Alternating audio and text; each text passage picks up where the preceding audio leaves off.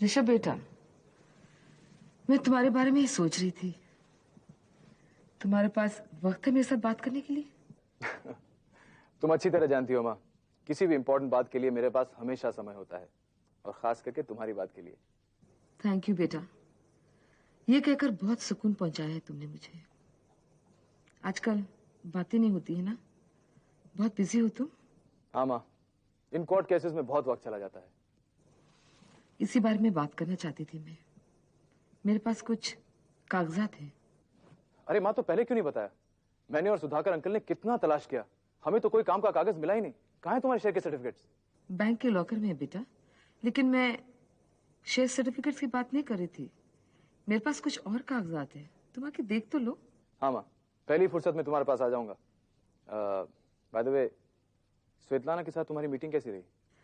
ठीक ही थी।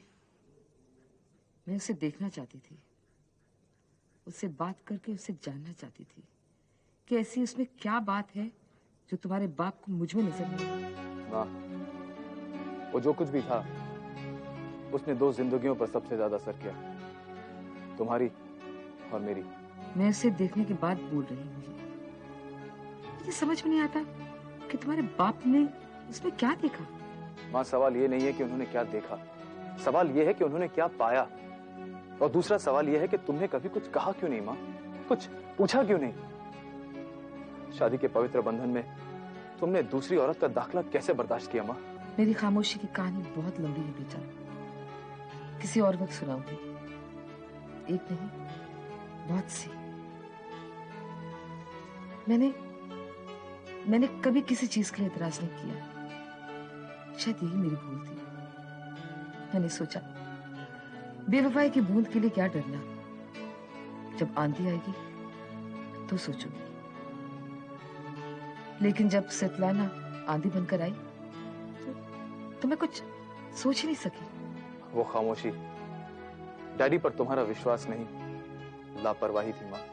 मुझे सिखाया गया था कि मर्द, खास करके पैसे वाले मर्द, बहुत ही रंगीन मिजाज के होते हैं, लेकिन दौलत रोज रात को एक औरत को बिस्तर तक ला सकती है, ये मुझे कभी सिखाया नहीं गया था। जो बात बचपन में नहीं समझ पाया वो आज समझाऊं।